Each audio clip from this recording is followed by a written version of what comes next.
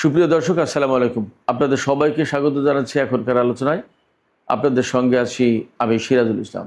দর্শক, আমি আজকের পর্বে এমন একটি পরিবর্তনের কথা বলবো যার প্রেক্ষাপটে আগামী 10 বছরে মধ্যপ্রাচ্যের ভূ রাজনৈতিক মানচিত্রে বড় রকমের রদবদল ঘটে যাবে। সৌদি আরবের সাথে আমেরিকার সম্পর্ক প্রচণ্ডভাবে দূরত্ব সৃষ্টি হচ্ছে। সৌদি আরব এখন আর কোনো মতেই আমেরিকাকে আগের মতো নিরাপত্তার গ্যারান্টার হিসেবে মনে করছে না। এর বিপরীতে ইরানের সঙ্গে সৌদি আরবের সম্পর্ক ক্রমেই ঘনিষ্ঠ হচ্ছে। এর ভেতরে রয়েছে চীন এবং রাশিয়ার মতো বড় শক্তির অবস্থান। এই যে মধ্যপ্রাচ্য, বিশেষ করে সৌদি আরবের ভেতরে পরিবর্তন, এই পরিবর্তনের ধারায় আসলে মধ্যপ্রাচ্যে কি পরিবর্তন ঘটতে যাচ্ছে, সৌদি আরব কেন আমেরিকাকে এখন আর নিরাপত্তার গ্যারান্টার হিসেবে মনে করছে না, যদি তাই না করে তাহলে আসলে তারা কোথায় যেতে চাচ্ছে, কি করছে বা কি করবে, তাদের মূল পরিকল্পনাটা কি, মধ্যপ্রাচ্যের ভূ রাজনীতিতে সৌদি আরবের এই অবস্থানের কারণে কি পরিবর্তন আসবে, এই বিষয়টা নিয়ে একেবারে আমি ইন ডিটেলস আলোচনা করার চেষ্টা করব। আমি আশা করি আপনারা শেষ পর্যন্ত সঙ্গে থাকবেন। আর ভিডিও ভালো লাগলে বরাবরের মতোই বলি, লাইক কমেন্ট শেয়ার করবেন এবং চ্যানেলটি সাবস্ক্রাইব করে টক উইথ সিরাজের সাথেই থাকবেন। দর্শক, চলুন বিস্তারিত আলোচনা করি। সৌদি আরব এখন আর আমেরিকাকে আগের মতো নিরাপত্তার গ্যারান্টার মনে করছে না। অর্থাৎ আমেরিকা যে সৌদি আরবের নিরাপত্তা নিশ্চিত করবে, এই গ্যারান্টি সৌদি আরব এখন আর পাচ্ছে না। এর প্রধান কারণ কি? কেন এই কথা ভাবছে সৌদি আরব? তার প্রধান কারণ দুইটা। সেই দুইটা কারণ হচ্ছে ইরান যুদ্ধ, আর আরেকটা বড় কারণ হচ্ছে ইয়েমেনের সাথে সৌদি আরবের যে যুদ্ধ হয়েছে সেই যুদ্ধ। এই দুই যুদ্ধ সৌদি আরবের চোখ খুলে দিয়েছে। কিভাবে চোখ খুলে গেল? চোখ খুলে গেল এইভাবে, ইয়েমেনের সাথে যুদ্ধের সময় আমি আগেও বলেছি, সৌদি আরব কিন্তু একেবারে বীর বিক্রমে ঝাঁপিয়ে পড়ল ইয়েমেনের উপরে। ইয়েমেন হতদরিদ্র একটা দেশ, তাদের কিন্তু ওই রকমের সুসংগঠিত অবস্থা ছিল না। আব্দুর রাব্বু মানসুর হাদি যখন সৌদি আরবে পালিয়ে গেল, তারপর থেকে কিন্তু ইয়েমেনে মারাত্মক রকমের রাজনৈতিক অস্থিতিশীলতা চলছিল। সেখানে বিভিন্ন উপজাতি হুতিদের সাথে আবার সেখানকার সৌদিপন্থী, আরব আমিরাতপন্থী, নানা রকমের পন্থী আছে, তাদের নানা রকমের ঝুট ঝামেলা, টানা পড়েন, সংকট, অনেক কিছু ছিল। এই অবস্থার ভেতরেও সৌদি আরব যখন ইয়েমেনের উপর হামলা চালালো, তখন ইয়েমেনের উপর হামলা চালানো মানে বেসিক্যালি সেই হামলাটা কিন্তু হুতি নিয়ন্ত্রিত সরকার এবং তাদের অঞ্চলের উপরে চালালো। তখন হুতিরা প্রচণ্ড মার খেয়েছে। সৌদি আরব বিমান হামলা চালিয়ে ইয়েমেনের ব্যাপক ক্ষয়ক্ষতি করেছে, একেবারে তছনছ করে দিয়েছে। শুধু তো সৌদি আরব না, ইয়েমেনের সেই যুদ্ধে জড়িত ছিল বাহরাইন, কাতার, সংযুক্ত আরব আমিরাত, মিশর, সুদানও এবং আমেরিকা, পাশ্চাত্য বিশ্ব, ইসরায়েল, তারা সবাই সৌদি আরবকে সমর্থন দিয়েছে। সৌদি আরবের যে সমস্ত বিমান ঘাঁটি রয়েছে, সেই সমস্ত বিমান ঘাঁটি থেকে শুধুমাত্র যে সৌদি আরব ইয়েমেনের উপর হামলা চালাচ্ছে তার নিশ্চয়তা তো ছিল না। সেই বিমান হামলা যে মার্কিন পাইলটরা চালায়নি তার নিশ্চয়তা কোথায়? ঘটনা তো এরকম। তখন অভিযোগ উঠেছিল যে ইসরায়েলও সৌদি আরবের হয়ে সেই হামলায়, ইয়েমেনের উপর হামলায় অংশ নিয়েছে। তো সেই জায়গা থেকে একেবারে সহজেই বলা যায় যে ইয়েমেনের উপরে সৌদি আরব 2015 সালের 26শে মার্চ যে হামলা শুরু করল, সেই হামলা কিন্তু কোনো সাধারণ কোনো ব্যাপার ছিল না, অনেক বড় কিছু ছিল। অথচ ইয়েমেন সেটা এমন মারাত্মকভাবে রুখে দাঁড়ালো যে এক পর্যায়ে সৌদি আরব নাজেহাল হয়ে গেল। ইয়েমেনের যোদ্ধারা সৌদি আরবের বিভিন্ন ঘাঁটিতে হামলা চালাতে লাগলো। সবচেয়ে সৌদি আরব একেবারে বিস্মিত হয়ে গেল যখন ইয়েমেনের হুতি যোদ্ধারা আরামকোর উপরে কয়েক দফা ড্রোন হামলা চালালো। একেবারে আরামকোকে সে সময় তছনছ করে দিয়েছিল। বেশ কিছুদিন তেল উত্তোলন বন্ধ ছিল, এরকম একটা পরিস্থিতি। এই ঘটনা সৌদি আরবকে চোখ খুলে দিল। প্রথম এই চোখ খুলে দেওয়ার ফলে কি হলো, এই যে ইয়েমেনের যুদ্ধ সৌদি আরবকে খানিকটা চোখ খুলে দিল। সেই যুদ্ধ থেকে একটা পর্যায়ে কাতার চলে গেল, সৌদি আরবের সাথে সংযুক্ত আরব আমিরাতের দ্বন্দ্ব হলো, সুদান তার অভ্যন্তরীণ কোন্দলে পড়ে এখানে আর সে মনোযোগ দিতে পারলো না, মিশরও চলে গেল। এক পর্যায়ে সৌদি আরব যুদ্ধ থামিয়ে দিল অটোমেটিক। এটা কোনো চুক্তি হয়নি দুই পক্ষের ভেতরে, অটোমেটিক যুদ্ধ থামলো বলা যায়। এই সময় এই যে আরামকোর যে ঘটনা, বিশেষ করে এই সময় সৌদি আরবের চোখ খুলে দিল। এই সৌদি আরব তখন বুঝলো যে আমেরিকা আছে, আমেরিকার থার্ড এবং পেট্রিয়ট ক্ষেপণাস্ত্র প্রতিরক্ষা ব্যবস্থা আছে, তাদের গোয়েন্দা নেটওয়ার্ক সৌদি আরবকে একেবারে 24 ঘন্টা সব সময় নিরাপত্তা দিচ্ছে। এরপরও কি করে এই ইয়েমেনের লুঙ্গি পরা হুতিরা আরামকোর উপরে, পৃথিবীর লাইফ লাইন যেটা সবচেয়ে বড় তেল স্থাপনা যেটা, সেই আরামকোর উপর হামলা চালালো এবং সেখানে আমেরিকার ইনভেস্টমেন্ট আছে, আমেরিকা ঠেকাতে পারল না। ব্যাপারটা কি, এই যে মোহাম্মদ বিন সালমান, তিনি তো একজন যুবক তরুণ মানুষ, অনেক বেশি বয়স তোরা, তার মাথায় তো বুদ্ধি আছে, অনেকগুলো চিন্তা ভাবনা করে। যখন মানুষ একেবারে বয়োবৃদ্ধ হয়ে যায় তার অনেক কিছু চিন্তা করার মতো অবস্থা থাকে না। যেমন রাজা সালমান, এই মোহাম্মদ বিন সালমানের বাবা, তিনি বয়োবৃদ্ধ মানুষ, তিনি কিন্তু প্রকৃতপক্ষে দেশ চালান না, দেশ চালান এই MBS মোহাম্মদ বিন সালমান।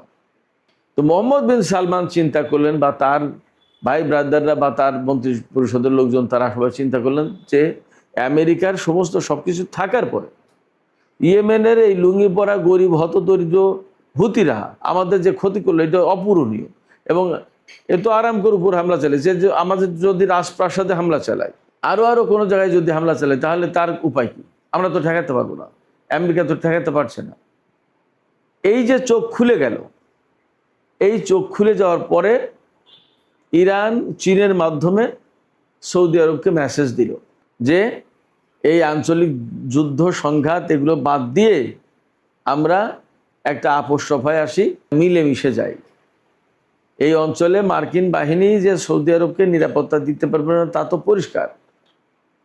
সেই মেসেজ সৌদি আরবের কাছে যখন কনভে করা হলো, চীনের মাধ্যমে যাক, তুরস্কের মাধ্যমে যাক, পাকিস্তানের মাধ্যমে যাক, যেভাবেই যাক গেছে, যাওয়ার পরে 2023 সালে মে মাসে 2023 সালের মে মাসে চীনের রাজধানী বেইজিংয়ে চীনের মধ্যস্থতায় ইরানের সাথে সৌদি আরবের কূটনৈতিক সম্পর্ক প্রতিষ্ঠা হলো। তার আগে কিন্তু 2016 সাল থেকে ইরানের সাথে সৌদি আরবের কূটনৈতিক সম্পর্ক বিচ্ছিন্ন ছিল। চীন, এই ইরান এবং সৌদি আরব, এই দুই দেশকে ডেকে নিয়ে একটা সম্পর্ক প্রতিষ্ঠা করে দিল, সম্পর্ক ডেভেলপ হতে থাকলো। এই গেল প্রথম চোখ খোলার ঘটনা।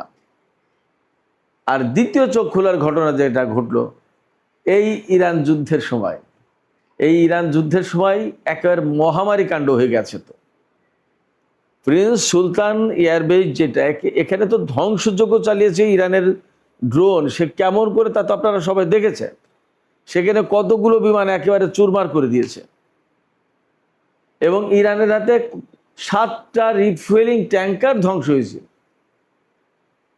আমেরিকার গর্বের ধন F-15 কতগুলো ধ্বংস হয়েছে, F-35 ধ্বংস হয়েছে, F-16 ধ্বংস হয়েছে, হেলিকপ্টার ধ্বংস হয়েছে, ব্ল্যাক হক হেলিকপ্টার থেকে শুরু করে আরও।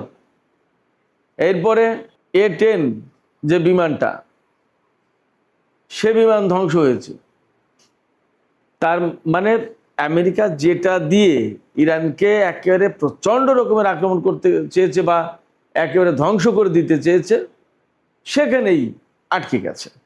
শেষমেশ ইরানের ভেতরে পাইলট উদ্ধারের নাটকের সেই অভিযান চালাতে গিয়ে কি এক গেড়া কলে পড়ে, কি এক ঝুট ঝামেলার ভেতরে পড়ে গেল, সেখানে বহু সংখ্যক লোকজন ইরানের হাতে আটক হয়ে গেল।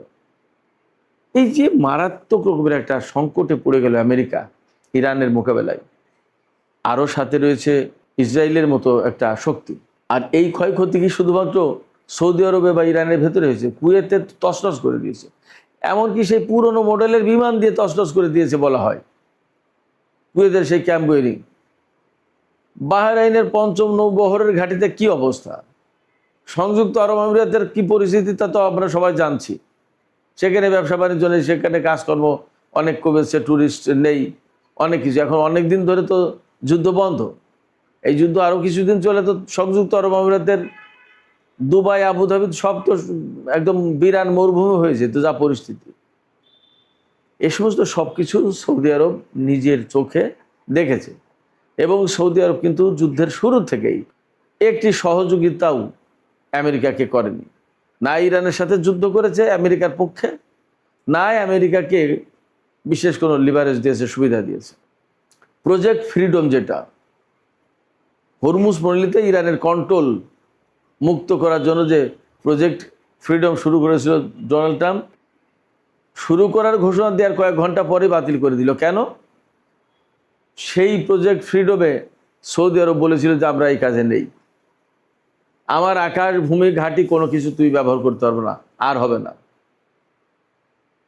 এই যে সাম্প্রতিক দিনগুলোতে ইরানের উপরে আমেরিকা যে হামলা চালাচ্ছে, ইরান তো সাধারণত হামলার উৎসস্থলে, অর্থাৎ যেখান থেকে হামলা করেছে আমেরিকা সেখানে হামলা চালায়। এই যে গত 3-4 দিন 5 দিন যে হামলা হলো ইরানের উপরে, তার জন্য প্রত্যেকবার হামলা চালিয়েছে কুয়েত এবং বাহরাইনে। সৌদি আরবে কিন্তু ইরান হামলা চালায়নি, কারণ সৌদি আরব তার ঘাঁটি মাটি ব্যবহার করতে দিচ্ছে না। তার মানে সৌদি আরবের চোখ খুলে গেছে। কেন চোখ খুলল? তার সামনে একদম পরিষ্কার যে তার প্রিন্স সুলতান এয়ারবেজ, এই প্রিন্স সুলতান এয়ারবেজ ইরান ধ্বংস করে দিতে পারে আরও ইচ্ছা করলে। তার মানে আমেরিকার সমস্ত সব কিছু থাকার পরে ইরান ড্রোন আর ক্ষেপণাস্ত্র মেরেই শেষ করে দিয়েছে আমেরিকার বিমান বাহিনী, সর্বাধুনিক বিমান বাহিনী অকার্যকর, খুব একটা লাভ হয়নি। বরং কি হয়েছে, আমেরিকা মধ্যপ্রাচ্যের এই সমস্ত দেশের থেকে ইরানের বিরুদ্ধে যুদ্ধ করার কারণে এই সব দেশ ক্ষতিগ্রস্ত হয়েছে। তাদের সহায় সম্পত্তি, বিমানবন্দর, ঘাঁটি মাটি, বিভিন্ন স্থাপনা এই সমস্ত হামলা শিকার হয়েছে। তাতে প্রত্যেকটা দেশ, সেই দেশের মানুষ, সেই দেশের সরকার ক্ষতির মুখে পড়েছে। তাদের সম্পদ নষ্ট হয়েছে, তাদের ঘরবাড়ি নষ্ট হয়েছে, ব্যবসা কেন্দ্র নষ্ট হয়েছে, সরকারি প্রতিষ্ঠান নষ্ট হয়েছে, ঘাঁটি নষ্ট হয়েছে, সামরিক বেসামরিক বিভিন্ন স্থাপনা ধ্বংস হয়েছে, মারাত্মক রকমের আর্থিক ক্ষতির মুখে পড়েছে, কয়েকজন নাগরিকও নিহত হয়েছে। তাদের এইসব দেশে, অর্থাৎ মধ্যপ্রাচ্যের মুসলিম দেশগুলোতে যে বিভিন্ন দেশের জনশক্তি, অর্থাৎ বিভিন্ন দেশের লোকজন কাজ করে, তারাও তো ক্ষতিগ্রস্ত হয়েছে। তার মানে সামগ্রিকভাবে বিশ্ব ক্ষতিগ্রস্ত হয়েছে। এই সব দেশ নিজেরা তো হয়েছেই। তো সেক্ষেত্রে আমেরিকাকে জায়গা দিলে, আমেরিকাকে থাকার সুবিধা দিলে, আমেরিকার ঘাঁটি রাখলে বিপদ। এবং 2 দিন অন্তর অন্তর ইরানের সাথে যুদ্ধ লাগবেই। অতএব সৌদি আরবের চোখ খুলে গেছে যে আমাদের আর আমেরিকার নিরাপত্তার ছাতার নিচে আর আমাদের দরকার নেই। আমাদের দরকার হচ্ছে ইরানের সাথে মিলেমিশে থাকা। ইরানের সাথে যদি একেবারে ঘনিষ্ঠ বন্ধুত্বও না করা হয়, তাহলে ইরানের সাথে দ্বন্দ্ব না করলেই তো হলো। এই নীতি সৌদি আরব নিয়েছে এবং সৌদি আরবের চোখ খুলে গেছে। এখন এই নীতি যদি নেয় তাহলে কি হবে? এই নীতি যদি গ্রহণ করে সৌদি আরব, তাহলে যা হবে তা হচ্ছে আমেরিকাকে মূলত সৌদি আরবের ঘাঁটি মাটি ছেড়ে চলে যেতে হবে। সৌদি আরব ইরানের সাথে সম্পর্ক স্বাভাবিকভাবেই ঘনিষ্ঠ করবে। তার মানে ইরান এবং সৌদি আরবের ভেতরে একটা ভালো সুসম্পর্ক তৈরি হবে। যদি তাই হয় তাহলে 2 দেশের ভেতরে লেনদেন, বাণিজ্য এ সমস্তও চলবে। যদি সৌদি আরব ইরানের সাথে সম্পর্ক করে, তাহলে আলটিমেটলি সৌদি আরব থেকে আমেরিকাকে হয়তো চলে যেতে হবে। তখন সৌদি আরব আমেরিকার কাছ থেকে কতটুকু অস্ত্র কিনবে সেটা একটা ব্যাপার। আমেরিকা কিন্তু অলরেডি ঘোষণা দিয়েছে যে আমরা সৌদি আরবকে যে অগ্রাধিকার দিতাম ক্ষেপণাস্ত্র প্রতিরক্ষা ব্যবস্থার ক্ষেত্রে, এখন আর সেটা দেব না।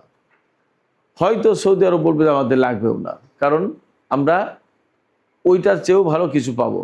কারণ এই যুদ্ধে তো দেখিয়েছে ইরান যে আমেরিকা থার্ড এবং পেট্রিয়ট সিস্টেম থাকার পরেও ইরান ধমাধম হামলা চালিয়েছে। তো ওই থার্ড আর পেট্রিয়ট দিয়ে কী হবে? ইরানের ক্ষেপণাস্ত্র, ইরানের ড্রোন থেকে তো বাঁচতে পারবে না সৌদি আরব। তার চেয়ে ইরানের কাছ থেকে যদি একটা কেনা হয় তাহলে তো হয়তো সেটাই ভালো হবে, অথবা রাশিয়া এবং চীনের কাছ থেকে কিনে নেবে, শেষ। সবচেয়ে বড় কথা যেটা, সৌদি আরব এইভাবেই ভাবছে এবং মধ্যপ্রাচ্যের ডিপ্লোমেসিটা এইভাবেই আবর্তিত হচ্ছে। চীন এখানে মধ্যস্থতা করছে, রাশিয়ার অবস্থান আছে, তারা সবাই বোঝাচ্ছে যে আমেরিকা চলে গেলে তোমরা আঞ্চলিক দেশগুলো সবাই মিলেমিশে থাকবে, তোমাদের কারোর সাথে কারো দ্বন্দ্ব নেই। প্রয়োজনে রাশিয়া এবং চীন গ্যারান্টার হিসেবে, মধ্যস্থতাকারী হিসেবে ইরান এবং সৌদি আরবের ভেতরে একটা চুক্তি করিয়ে দেবে, নন অ্যাগ্রেশন চুক্তি, ব্যাস, শেষ। তাইলে তো আর কোনো ঝামেলা নেই। তো এইরকম জায়গা থেকে আমেরিকার হয়তো সেনা প্রত্যাহার করে নিতে হবে, আমেরিকা হয়তো সৌদি আরবকে অস্ত্র দিতে চাইবে না, আবার হয়তো আমেরিকা দিতে চাইলেও সৌদি আরব কিনবে কিনা সেটা একটা প্রশ্ন, আবার কিনলেও হয়তো কিনবে, কিন্তু তার মানে এই না যে আমেরিকার নিরাপত্তা ব্যবস্থার উপরে তারা নির্ভর করবে। সৌদি আরবের বলয়ে যে সমস্ত মুসলিম দেশ আছে তারা এখন ইরানের সাথে স্বাভাবিকভাবে সম্পর্ক ভালো করবে, যদি না করে তাহলে সৌদি আরবের সাথে ওই সমস্ত দেশের একটা সম্পর্কে ফাটল দেখা দিতে পারে। তাহলে তখন আবার মধ্যপ্রাচ্যের নতুন চিত্র আসবে। তাহলে তারা ইসরায়েল আমেরিকা ওই ব্লকে চলে যাবে। তার মানে মধ্যপ্রাচ্যের আজকের যে অবস্থা, এই অবস্থা থাকবে না। আলটিমেটলি আগামী 10 বছরের ভিতরে মধ্যপ্রাচ্য নতুন একটা চেহারা ধারণ করবে। এই যে নতুন মধ্যপ্রাচ্য, সেই মধ্যপ্রাচ্যে আমেরিকা কোনো মতেই একক প্রভাব বিস্তারকারী দেশ হিসেবে থাকতে পারবে না। যদি তাই না হয় তাহলে চীন এবং রাশিয়ার উপস্থিতি, প্রভাব, প্রতিপত্তি সমস্ত সব কিছু বেড়ে যাবে। ইরানের উপর হামলা করে যা করতে চেয়েছিল ঠিক তার বিপরীত অবস্থায় চলে যাবে। সেক্ষেত্রে এই ইরান যুদ্ধ ইতিহাসের বাঁক পরিবর্তন করে দিতে, মধ্যপ্রাচ্যের ইতিহাস বদলে দিতে, মধ্যপ্রাচ্যের ভূ রাজনৈতিক অবস্থা বদলে দিতে বিরাট একটা ভূমিকা পালন করতে যাচ্ছে, একথা মোটামুটি যথেষ্ট জোরালোভাবে বলা যায়। যখন মধ্যপ্রাচ্যের ভূ রাজনীতি বদলে যাচ্ছে বা যাবে, তখন কিন্তু আন্তর্জাতিক অঙ্গনে তার একটা বড় রকমের প্রভাব পড়বে, বড় রকমের একটা পরিবর্তন আসবে। কারণ আমেরিকার যখন মধ্যপ্রাচ্যে একক প্রভাব থাকবে না, তখন আলটিমেটলি চীন রাশিয়ার মতো দেশ আসবে, আবার আরও অনেক দেশ আসবে, ইরানের যে সমস্ত বন্ধু রাষ্ট্র আছে তারা আসবে। এমনকি আমেরিকার কোনো নিষেধাজ্ঞা হয়তো আর কার্যকর থাকবেও না। পশ্চিমা দেশগুলোর অবস্থান কি হবে? এই যে এই যুদ্ধে, ইরান যুদ্ধে কিন্তু পশ্চিমা দেশগুলো কেউ আমেরিকাকে সরাসরি সাপোর্ট দেয়নি। যদি সরাসরি সাপোর্ট না দেয় তাহলে তাদের সাথে আমেরিকার অবশ্যই একটা ফাটল সৃষ্টি হয়েছে। হয়তো ডোনাল্ড ট্রাম্পের সরকার পরিবর্তন হলে এই পরিস্থিতির পরিবর্তন হতে পারে, কিন্তু মার্কিন নীতি খুব যে পরিবর্তন হয়ে যায় তা কিন্তু না।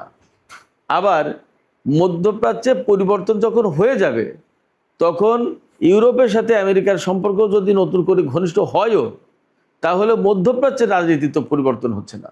তখন মধ্যপ্রাচ্যের দেশগুলো, বিশেষ করে ইরান, কাতার, এই সমস্ত দেশ, সৌদি আরব, এই সমস্ত দেশের সাথে পাশ্চাত্যের পশ্চিমা দেশগুলোর সম্পর্ক নতুন করে রূপ লাভ করবে, পুনর্মূল্যায়ন হবে। কারোর সাথে এরা সম্পর্ক করবে, কারোর সাথে করবে না। পশ্চিমা দেশের কিছু দেশ এগিয়ে আসবে, কিছু আসবে না হয়তো, বা অনেকেই আসবে। সব কিছু মিলে এই যে সৌদি আরবের সাথে আমেরিকার একটা টানাপোড়েন, সৌদি আরব চাইছে তার মাটি থেকে মার্কিন সেনারা চলে যাক বা মার্কিন প্রভাব কমে যাক। আমেরিকার সাথে আগের মতো আর সেই নিরাপত্তা ছাতার অধীনে থাকতে চাইছে না সৌদি আরব। এই চাওয়া, এই যে দৃষ্টিভঙ্গিগুলো, এই যে প্রত্যাশা, এই যে পরিকল্পনা, এগুলোর কারণে আসলে বিশ্বে একটা বড় পরিবর্তন ঘটতে যাচ্ছে।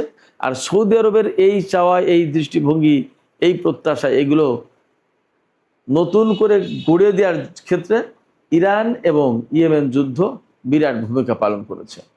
সৌদি এবং ইরান এবং সৌদির প্রভাবাধীন যে সমস্ত দেশ আছে, এরা যদি খুব ঘনিষ্ঠ সম্পর্কে জড়িয়ে যায়, সম্পর্ক ঘনিষ্ঠ হয়, তাহলে কিন্তু মধ্যপ্রাচ্যে আর একটা বিষয় বলতেই হবে, সেখানে বড় পরিবর্তন আসবে। সেটা হচ্ছে ইসরায়েল। ডেফিনেটলি ইসরায়েল একটা চ্যালেঞ্জের মুখে পড়বেই পড়বে, এবং সেই চ্যালেঞ্জ ছোটোখাটো কোনো চ্যালেঞ্জ না। সেই চ্যালেঞ্জ হবে ইসরায়েলের অস্তিত্বের চ্যালেঞ্জ। আসলে আগামী 10 বছরের ভেতরে কি এমনটা ঘটবে? এই প্রশ্ন রেখেই সুপ্রিয় দর্শক, আমি আজকের আলোচনা শেষ করি। এই প্রশ্ন থেকে আমি আপনাদের কাছে জানতে চাই যে আসলে আপনাদের কি মনে হয়? আপনাদের কি মনে হয় যে এইরকম পরিবর্তন ঘটতে যাচ্ছে, এবং পারস্য উপসাগরীয় যে অঞ্চলটা, এই অঞ্চলে আমেরিকার একক প্রভাব খর্ব হয়ে যাবে, বানচাল হয়ে যাবে? আপনাদের কি মনে হয় ইসরায়েল আসলে অস্তিত্বের সংকটে পড়বে, চ্যালেঞ্জের মুখে পড়বে? আপনাদের মতামত কমেন্টে জানাতে পারেন। আর ভিডিও ভালো লাগলে আবারও বলি, লাইক কমেন্ট শেয়ার করবেন এবং চ্যানেলটি সাবস্ক্রাইব করে সাথেই থাকবেন। দর্শক, আপনাদের সবাইকে অনেক অনেক ধন্যবাদ। আল্লাহ হাফেজ।